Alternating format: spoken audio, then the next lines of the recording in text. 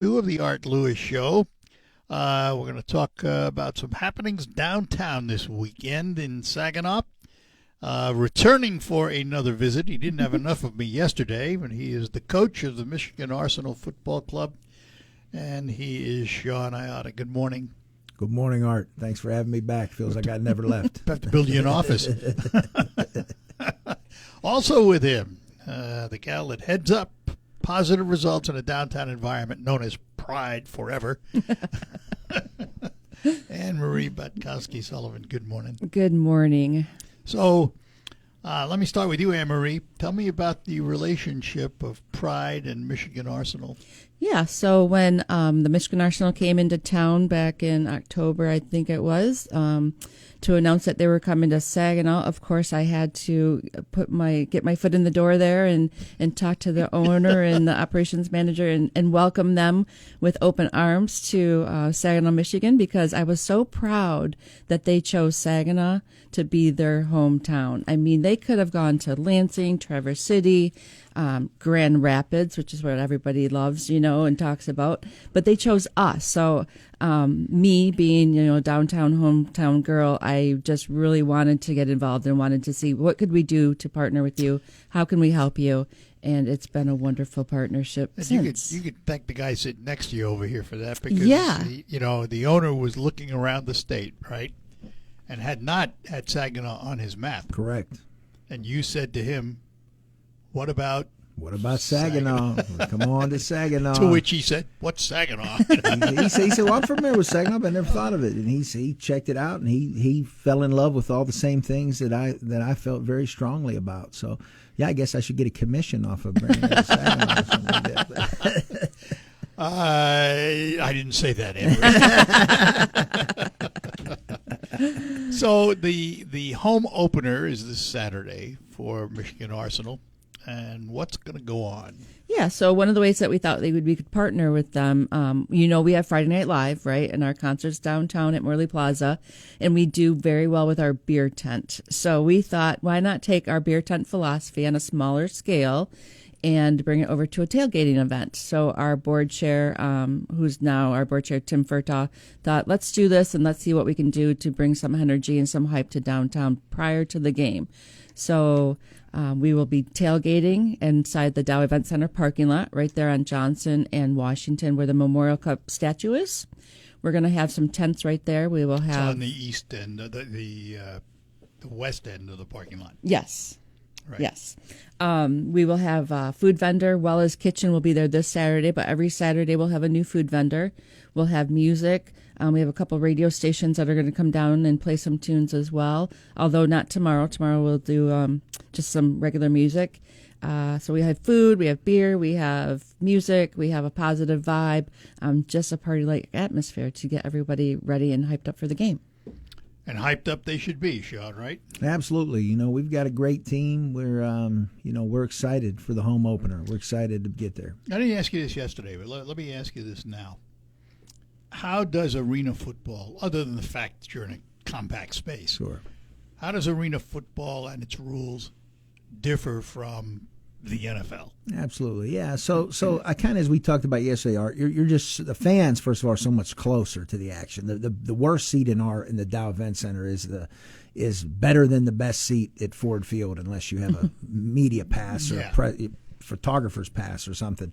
But as far as the game goes, we're 8-on-8. So we have 3 linemen, 3 offensive linemen, 3 defensive linemen. And then we have a quarterback, a fullback, and 3 wide receivers. One of them can go in forward motion towards the line of scrimmage. That's kind of a unique rule. Defensively, we have 3 defensive backs. Then we have a MAC linebacker who can rush and a jack linebacker who's actually restricted. He can't go deeper than 5 yards. And, there's some quirky rules there. If you come and you see, illegal defense, you might be, what the heck is illegal defense? Well, some of those restrictions have the fact that you're on a short field. Correct. Right? And they have to happen. The game's been tested for the last 30 years, right? So a lot of these rules have come about just by, you have to kind of gamify it and make sure it works. So what's the field yardage? 50 yards. So we're 50 end to end. 50 end to end. Our end zones is just so essentially, if you think of a hockey rink, our field goes right inside of that hockey rink. If you have not seen our field, I urge everyone to look it up online. There's been a lot of coverage of it. It is by far the best field I have ever seen at any indoor arena. Yes, it's completely state of the art. Our owner George Bradford did a great job of putting this together, because when you see it is very visually impressive, and we want to make sure that we put a visually impressive product, on the field. So, again, we're looking forward to Saturday. Looking forward to competing. We have a really tough team coming in, Minnesota. So we're looking forward to competing with them, and more importantly, 4 games in a row there. So I think that's going to be a lot of fun. And with Anne Marie's tailgate, we certainly hope that a lot of people want to come on over and gravitate over and go check us out. What time is the tailgate? 4:30 to 7 p.m. So 4:30 to 7. right before. How many officials? There are 6 now. Oh, The really? Arena League used to have 5. They added a 6th. That's kind of a point of contention with me. I don't love the 6th official.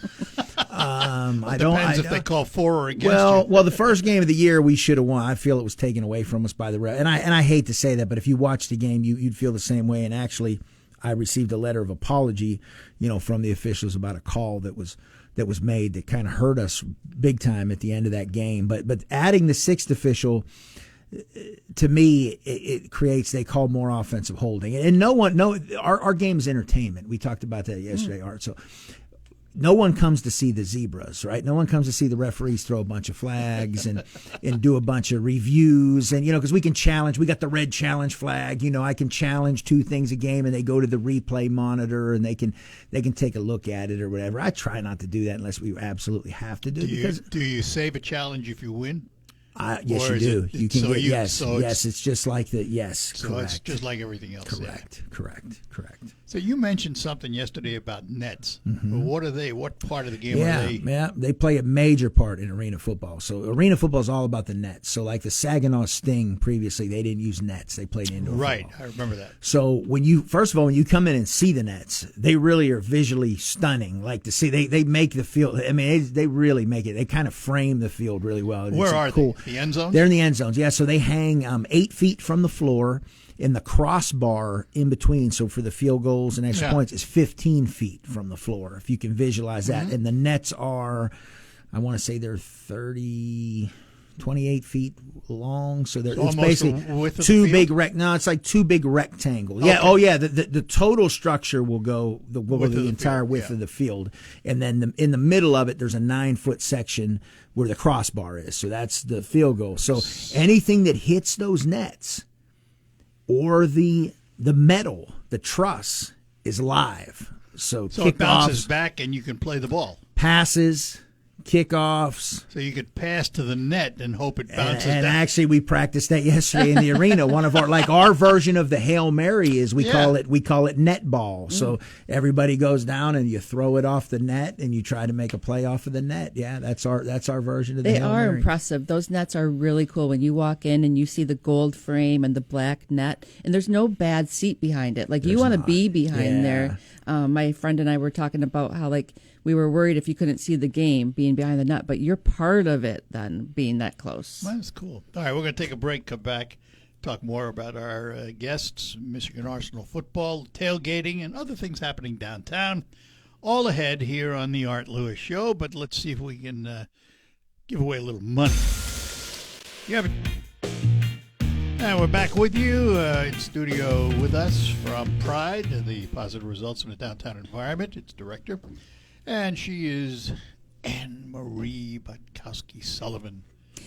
Oh, Yep, so we're at it again, right? We're partying Doing again. I your think thing. our PRD, and it's going to start to sound like party, like we're partying all around downtown. and also with us from the Michigan Arsenal indoor arena. It's not indoor. It's arena. I got to get that word out of my mind. Michigan Arsenal arena football team is its head coach. Sean Iotto was with us yesterday, back with us again. We're just talking during the break, Sean, about the players. How many on a team, and where do they come from? Yeah, so we have 24 on our roster. 21 of those guys will be active and dressed for the games. And they come from all over the country. I mean, we wanted this to be Michigan's team, though, so we had some local tryouts and things in the offseason. And we have about 9 or 10 that are either have local ties, grew up in the state of Michigan or went to school, played football in the state of Michigan in college. And then we got guys from all over the country. We have a bunch from California, Your Texas. Our quarterbacks from California, our quarterbacks from L.A., Malik Henry. But we've got guys from Texas. We got guys from Florida. We have guys from Ohio. I mean, we had a guy, and people want to do this so bad. I mean, we have a defensive lineman played at James Madison, named Chris Fitzgerald, and he actually drove his car up from Texas, and it was like 34 or 35 hours, and he slept in the car. In fact, one time I was worried he was coming, because we signed him in the middle of the season. We signed him during training camp. We had a guy go down. We had to make a move, so we brought him in. And I'm calling him and texting him. We're worried, like, are you still coming? And he said, Coach, I was asleep at the rest stop by the 36-hour drive, But so they're from all over. They're passionate. They want this. They want opportunity to advance their career. I've had a lot of players over the years go NFL, CFL, go to different levels. So this is an opportunity to do that. You've been at this how long? Oh, close to 30 years now. Long time. Still learning. You learn listen, if you don't, I learned a long time ago, a coach told me, if the posse will catch up to you if you don't try to stay ahead of the game. So if you're not trying to advance and keep moving it forward with what you're doing and learning and growing in all areas, you're going to get caught. So I plan to not get caught. And how many do you put on the field in any given play? You're allowed 8? It's 8 on 8. 8 on 8. Mm-hmm. And that consists of a quarterback, a fullback, 3 receivers. So 3 offense, 3 defense. Mm-hmm. And then three linemen. So only have one guy assigned to running. One fullback. We don't do much running. I was going to say, we don't do much running. It's tough to run. I think we've run the ball 2 times or 3 times the whole season. Now, we have the number 1 passing offense in the league. We have, I think, 3 of the top 6 receivers, and we have the top quarterback right now in the league. So once we get our O-line has been a little bit of a struggle, but sometimes it's hard to find those guys, because what happens with offensive linemen, generally when they get done playing, a lot of them at a high level, they either get really, really big or really, really skinny, and that's what happens. Like when what happened to you? I went on the probably the bigger side. Yeah, I didn't. The skinny thing didn't happen. Yeah, that didn't happen. It was the bigger side. I don't know if you know this, but one of your wide receivers went to Saginaw Valley. Absolutely, Jairus Grissom. Yeah, he's the number 1. He's actually the leading receiver right now in the whole league. Jairus Grissom. So it's kind of cool that we have this hometown flair that he's a Cardinal. And Sean had mentioned that yesterday, and it's good to see the university involved. Absolutely. Maybe involved on the cheering side. Well, they are involved on the cheering side. I just confirmed that they are the official dance team for the Michigan Arsenal. The Michigan Arsenal dance team is from SVSU. There we go. Excellent. That's part of that entertainment package. It's awesome. So it's it really is. What's the format of the game? Quarters, halves? Yeah. How do they play it? Yeah, it's 4 15-minute quarters. It's the same thing as your regular football. The difference is you'll see, though, and I'm glad you brought that up, Bart, because the clock will continue to run. Because, again, we want to try to get these games into a 2.5-hour window max. We want to keep this manageable.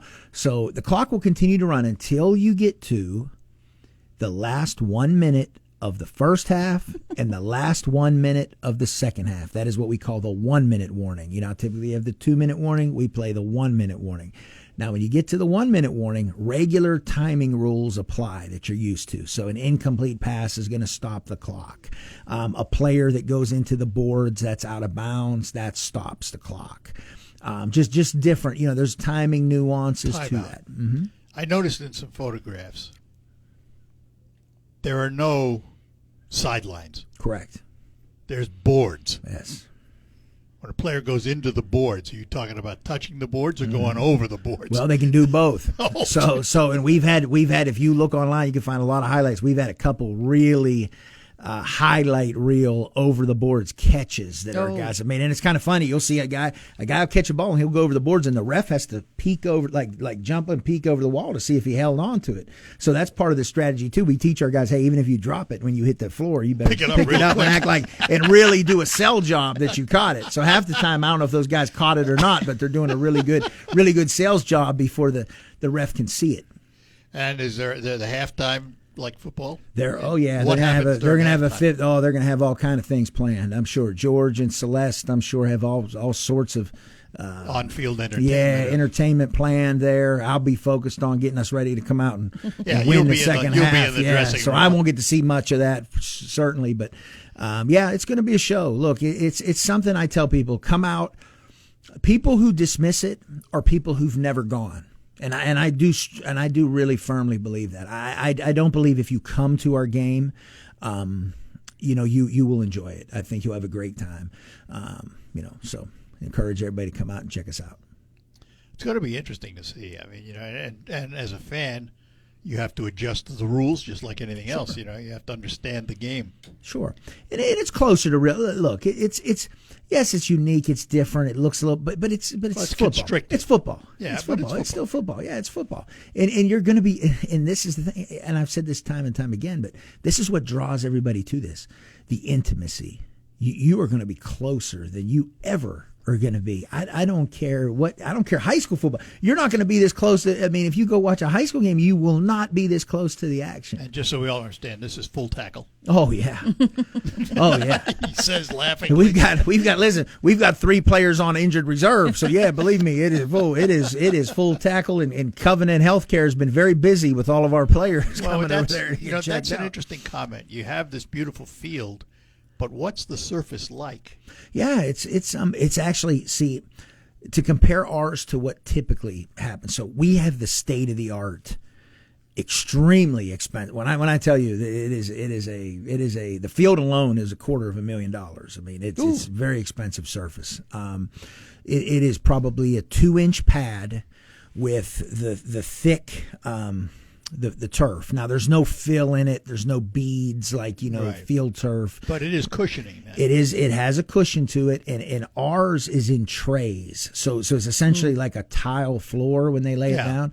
Where the old style of turf, like the Sting had, the Stings was old. Like laying a it was carpet on very the old. floor. It Yes. was like carpet, and it was very old. And what happens to that is you roll it up. They're in 5-yard rolls, but the temperature, you store it in the cold. When you try to unravel it, that's why it would always look wavy, and there'd be sections of it lifting up and things like that. That'll never happen. Our field is a true surface. It's going to lay flat. We have the nice pads, the dasher pads, and things like that. And so What do they wear for footwear? They wear cleats. Of some they kind? they can either wear turf shoes or just regular like tennis shoes. Yeah.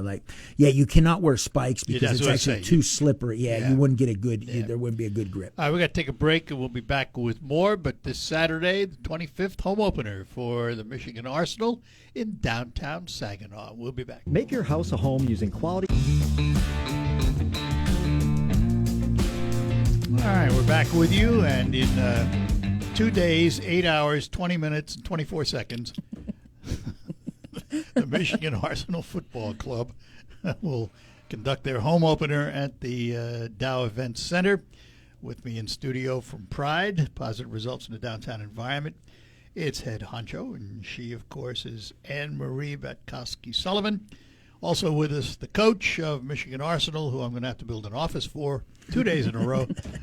Sean Ayat is with us this morning. So what do we expect opening day? What's it going to be like? Where are you going to be set up, Anne-Marie, and Yeah. then what happens? So Saturday at 4:30, we will have our tents up. We'll have there'll be blue tents. You'll see them from the road. See them when you come across the bridge. We'll be located at Washington and Johnson there on the corner, right next to the Memorial Cup statue there.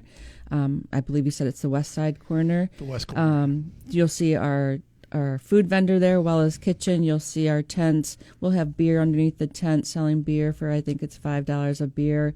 We'll have some cornhole games out there, family-friendly event. Bring your kids down. We'll have swag, merchandise to sell and to give away. Yeah, just a party atmosphere, music going on. You going to do this at every game or just? We are. We're doing it for every home game. So like four in a row. So Coach said 4 in a row, and then 1 in June and 1 in July. So it's going to be a busy, busy time. Let's talk again, Sean. We talked a little bit about this yesterday, but this league is spread all over the country. Sure. This is not an inexpensive operation to have to fly teams around, and you're lucky you're home 4 in a row. Correct. That helps. That'll be nice. Yeah, it really is. It's all over the place. Like we've got 2 trips to the Northwest. You know, we go to Oregon and Washington State. We've got to go to Minnesota, Duluth, Minnesota still. We've already been to Nashville, so we got that one out of the way, and then we have to go to Albany, New York as well. So it certainly is it's a nationwide league, but that's good. You know, when TV comes in and wants to get involved with linear broadcasting, they want to see, you know, they want to see a nationwide. They don't want to see a regional. So let's talk about that. Mm-hmm. TV coverage. Mm-hmm. What's the network? Yeah, it is the A&E networks. It is Vice TV. So there is a national game of the week every week. This week's national game is Nashville and Washington. Are they live? It is. Yeah, it's live. Washington and Nashville is live on, I believe it's Friday night this week on Vice. And then every one of our games is streamed. So we have very unique, it's called Home Team Network, HTN. They've partnered with our league, and they stream the Frontier League baseball games and a bunch of other leagues. Kind of package you buy, or no, it's free. It's free. There's no paywall. It's totally free. And the unique thing is they set up 6 AI-operated cameras in every arena, and actually AI, if you watch one of the broadcasts, handles the cameras, and it looks really good. If you watch one of our broadcasts, they have multiple camera angles. The AI is getting that smart, I guess, that they can do all that. Now, obviously, there are live announcers. We'll have live play-by-play in color, you know, for the games and everything. Each market has their own announcers that cover it for the broadcast. But and the thing that's interesting about these AI cameras, we've been told that they will get smarter as the season goes on. So the broadcast will actually improve in quality because they'll start to learn what to look for more. Scary. It is very scary. It is very scary. So they come in and set it all up then. They do. Yep. Alongside the arena. So what do you think of the arena? I mean, you know, you come to town. You were here when you were with Erie back in the old league. You come to town and you see it now. It's changed. It has. A lot. But it still brings back a lot of good memories, to be honest. Because even as a visiting coach, I had a lot of good memories in this building because we won most of those games. We didn't think much of you at the time. And it was funny. Yeah, no, it's funny. I saw some of the old players. You know, Deshaun Hayes, the old running back, is actually he's going to do some announcing for us. And when he saw me, he said, "Oh no, how'd they get you up here?" You know, so we had some fun with that. You know, we had a lot of fun with that. So it brings back a lot of good memories. But the arena's beautiful. Like I really credit the spirit and. You know, and the county. Yeah, and the county, and you know everything they've done, everything you know, Mr. Garber's built with that organization. Yeah, it's the impressive. Spirit, people don't realize that the Spirit actually owned the ribbon. They installed it. Yep. The scoreboard, which is one of the best in the industry, it's awesome. Is theirs. It's awesome. You know, but we are blessed here with an arena that it has a big city feel to it. But yet it only seats 5,000, whatever the number is, you know, roughly. But it still has a big city feel to it. Absolutely. And the thing I like about it is if we can get that to close to capacity, even half the capacity, it is going to be a loud venue. I promise you. It is a loud venue. Yeah. Yes. Yeah, I can tell you that. It's a loud So we want our fans in there loud and proud. You encourage it, huh? Absolutely. And the players, you know, they become part of the team. They become part of the community. Do you take them around? Do they do things in the community? Absolutely. We're going to get them out involved with the community. You know, even talking with Anne Marie here about different events, different ways we can make an impact. We want to make an impact in the community. That is something that's important to us. That's something that's important to our owner, George Bradford. Like, we want to make an impact. Well, I tell you what, that's important to this region. I've been stressing that as well. Like what makes Saginaw so great is the people, and you support the people, we will support you 100%. They want to see things happening. Absolutely. And it's been tradition. Yep. It's why the Saginaw Spirit have been so successful. Absolutely. Dick Garber is such an important cog in the wheel of what happens in this region. Absolutely. And the players are out and about. Craig Goslin, who is the managing partner, and he's everywhere. Absolutely. Yep, as these guys will be. You'll start to see them more and more. I know that Old Town Wonder Distillery is hosting a meet and greet on May 7th. Family oriented. Come meet the players, come check them out, ask them questions and swag and stuff. So you'll start seeing these guys all over. We have a meet and greet tomorrow from 4 to 6 at Pure Energy Fitness, our official gym provider for our players. They're putting on a great event down there from 4 to 6, so encourage anybody to come out and check us out the night before the game. You kind of scared me when you gave me that countdown of how many hours be on the field how many right hours now. and minutes, because I know I still have 2 practices left. I have about 6 meetings left, and I'm thinking, how am I going to get all these in? Well, it's down now to 2 days, 8 hours, 13 minutes, Yeah. 24 seconds. Yeah, we got to get going. It's on their website, folks. All right, we're going to take a break, come back and finish up with our guests, and more ahead on the Art Lewis Show. Let me take a moment to talk about Krizak's House Family Restaurant, best place to go for your authentic home-cooked foods with a European flair and at reasonable prices.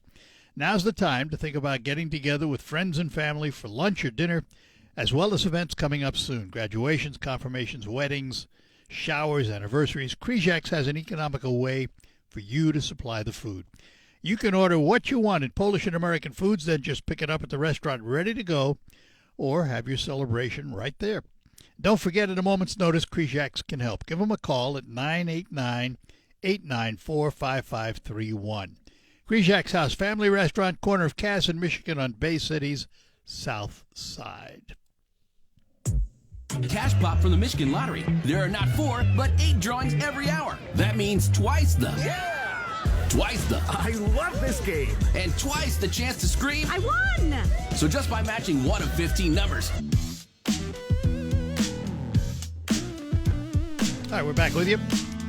In studio with us, Anne-Marie Batkowski-Sullivan. She heads up Pride and, of course, with the Michigan Arsenal football team, its head coach, and he is Sean Iota.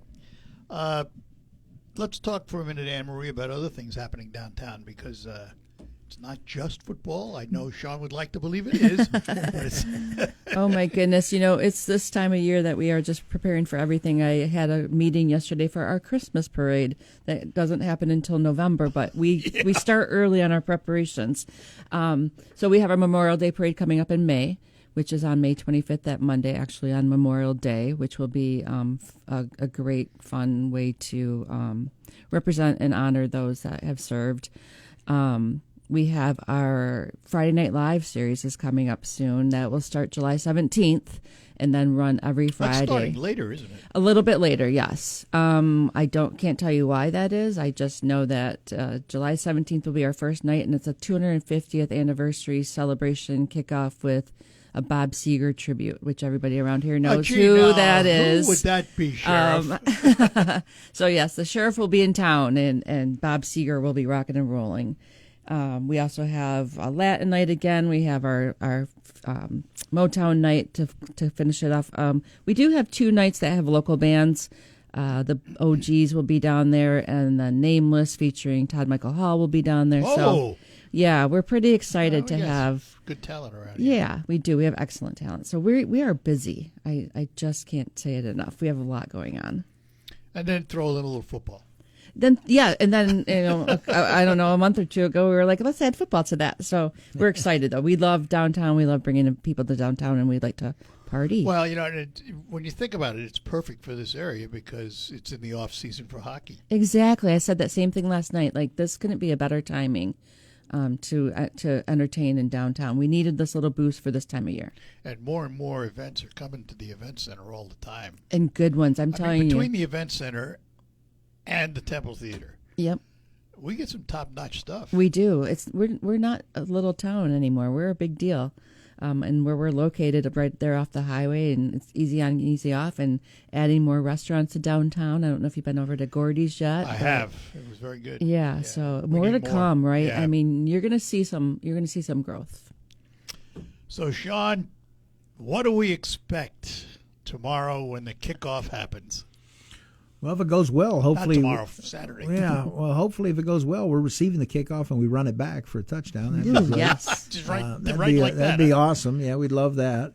But yeah, we're looking for high-flying, high-scoring football. You know, and we want to entertain you. You know, we want everybody to come out and have a good time, and bring the whole family out and come down on the field afterwards and get autographs and pictures and meet the players. And I know the people that were at open practice yesterday, they really enjoyed that. I mean, they'd even tell them, like, you got to come down through the open door. Don't jump over the walls. I mean, we had people trying to jump over railings and walls and everything to get down there. So, we're certainly going to welcome everybody down on the field to go ahead and meet the team and everything after the game. So we're really looking forward to it. It's a tough opponent. The league is strong. Absolutely, the opponent. Every game there is no easy games. There are no down teams. Everybody is competitive. Every game is going to be competitive, and that's what makes for great football. No one wants to spend your hard-earned money on a ticket and you come out and the game's over in the first quarter. You're not going to see that here. This is going to be competitive, down to the wire football. And in terms of the financial health of the league, they're doing excellent. all right? Yeah, great. Yeah, everything's going great there. They have great ownership throughout the league. They've done a great job. Commissioner Jeff Fisher and Jerry Kurz have done a great job of vetting these ownership groups and making sure they have, obviously, the wherewithal to operate the teams. Tell us a little bit about George, the owner. Yeah, George. Listen, George is an excellent owner. Where's he from? He's from Detroit. He lives outside of Detroit, and he wanted to bring a team here to Michigan. He looked at a lot of different leagues. He looked, like we talked about previously, a lot of different areas, and he picked here. So I'm glad that he did, and he's committed to being here. He has a 3-year lease with the Dow, so I know he's excited to make this work. Well, that's the key. You got to have ownership that's got the wherewithal. Absolutely. And they want to make it work, and they want it to be good. Absolutely. And I know a lot of times you hear the criticisms when you come into a new market. They worry you're going to run out in the middle of the night, and unfortunately, that's been history. So. Yeah, and that's. I think George has shown that that's not going to be the case here. I think he's proven it with his actions. He's proven it with his commitment to the city, to the Dow Event Center, and by his commitment. If you go in there and take a look at the field setup, like I said, that really there's no words that need to be said. Well, and that's that's been the history here of hockey, because until we had Dick Garber finally bring a team in and offer stability, we had some midnight flybys, and Absolutely. And that leaves a bad taste in the market. Certainly. But a good product on the field will leave a very good taste in the market. Absolutely. And it's building trust. We look forward to building trust Bingo. with everybody in the community. Oh, absolutely. We look forward to that. Absolutely. Yep. And from your vantage point, Anne-Marie, what does football mean to Saginaw? Just another opportunity to make Saginaw great, right? Or Saginaw awesome, like we like to say. It's just another opportunity to bring people to downtown to see that it's a healthy environment, to go to our establishments and have dinner and have some drinks and to enjoy some recreation or entertainment. You were mentioning we have the temple, across the street. There are lots of great things happening in downtown Saginaw, and we're super excited to welcome the Arsenal. All right. Well, Sean, good to see you again. Absolutely. We'll see you Saturday. Yes, I won't be here tomorrow. No. Not unless you repair appliances. Anne-Marie, thanks for being with us today. You. We'll take our break and then come back and tell you what's ahead. Hi, I'm Stan. Karmanos Cancer Institute will be the subject. We'll talk to a surgeon from there. We'll also hear from Terry Henney, who is out and about. I'm Art Lewis. Talk to you right after the news. Broadcasting from the